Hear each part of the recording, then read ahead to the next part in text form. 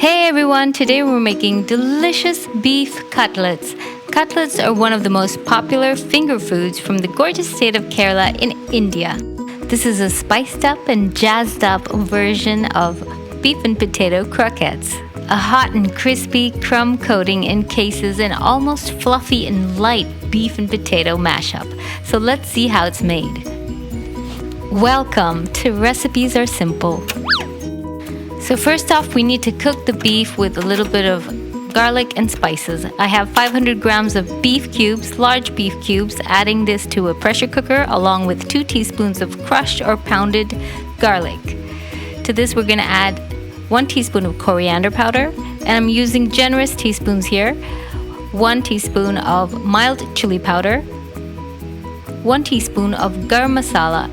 I have a great recipe for Kerala style Garam Masala on my channel, link in the description. Half a teaspoon of turmeric powder, half a teaspoon of fennel seed powder, a 1/4 teaspoon of black pepper powder, and half a teaspoon of salt. Rub all these ingredients into the beef really well. You can set this aside to marinate for 30 minutes. This step is totally optional. Then we're going to pour half a cup of water over the beef, and then we're going to pressure cook till the beef is tender. And as the beef is getting cooked, we can finely chop the following ingredients: 3/4 to 1 cup of shallots, 3 tablespoons of ginger, 2 tablespoons of garlic, 1 tablespoon of green chili or to taste, 2 tablespoons of fresh coriander leaves, that's cilantro, and 1 tablespoon of fresh curry leaves. So I just used my mini processor to finely chop all these ingredients separately. So with the type of beef I'm using in this old-fashioned pressure cooker, it took about 15 steam whistles for my beef to be cooked tender. Cook according to the cut of beef you're using and the type of cooker you're using. Once it's cooked, open up, and you want to keep continuously stirring and cooking till all of that liquid runs dry, but you have to really be careful that none of the beef gets stuck to the bottom. It will ruin the flavor of your cutlets. Ain't nothing that tastes as bad as burnt beef, in my opinion. So now all the liquid has run dry. I'm going to remove it from the cooker, and we're going to set this aside to cool off completely. And I've rinsed out the pressure cooker. To this we're going to add 4 large russet potatoes. I've made a slight cut all around the center of the potatoes before cooking. This makes it easier to peel them once they're done. So I'm using the pressure cooker again to cook these potatoes. It depends on the size of the potatoes. These are quite large, so it took about 10 steam whistles. And as you can see, since I made that cut around the potatoes, they're really easy to peel. Later we're going to mash these potatoes up and set that aside. Never use a grinder or a processor to mash your potatoes. You'll end up with a pasty potatoes. The potatoes should stay nice and fluffy. And the meat has cooled down, so we're going to shred that as well. I used a small grinder, or you can use a small processor to process this till you get a meat floss kind of texture. You don't want to process so long that it turns into a paste. Be really careful there. So I did this in like 4 or 5 batches, and I got the meat floss texture.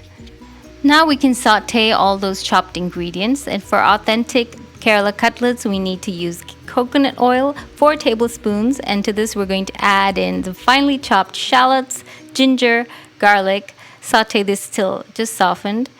Or we're also going to add the green chili.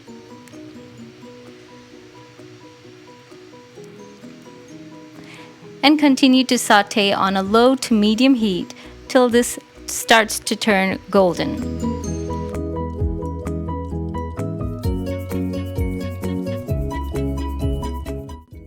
So as we continue to saute on a low to medium heat, you'll start to notice golden specks here and there. At this stage, we can add some more spice powders.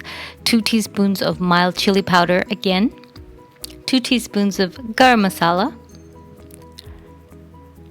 3/4 of a teaspoon of fennel seed powder, a 1/4 teaspoon of turmeric powder,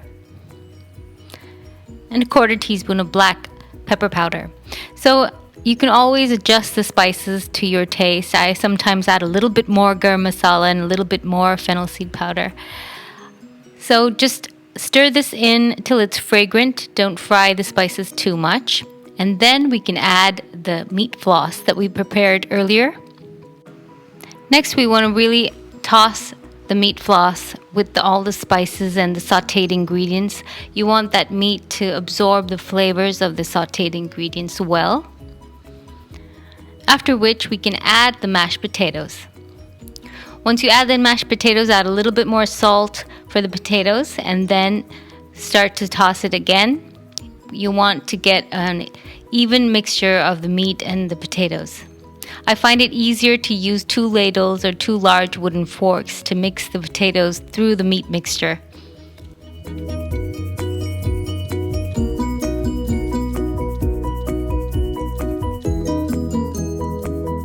Once the potatoes are somewhat mixed through, we can add our chopped coriander leaves as well as the chopped curry leaves and mix through once again. As we mix everything together, you'll find that there might be some big pieces of potato, so you can mash those in as well. So once it's all mixed through, we can start to form our cutlets or our beef and potato croquettes. So wash your hands really well and then form the cutlets between your palms. If you want them super uniform in size, you can use a measuring cup, like a 1/4 cup's worth, but I don't bother with that. I just eyeball it. Not too big, not too small.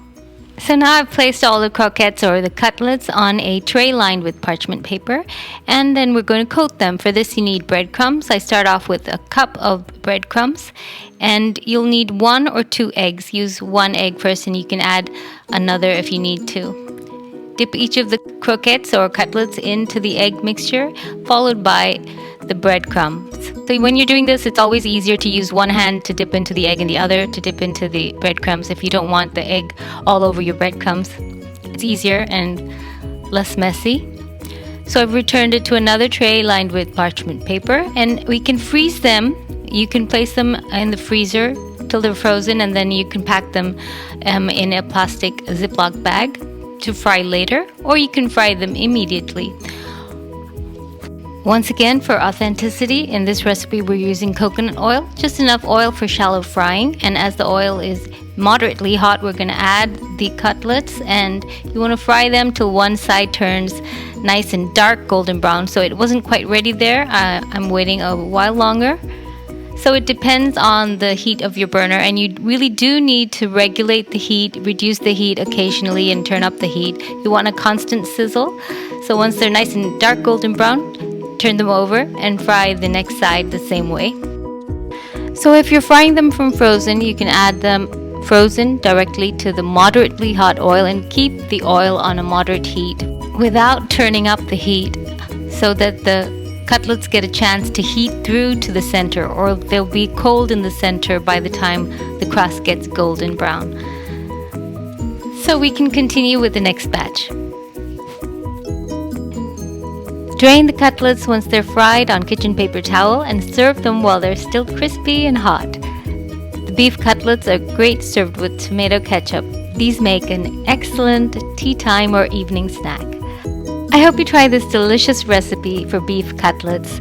Linking down to the written recipe in the comment section down below. Do let me know what you think, and see you next time. Bye!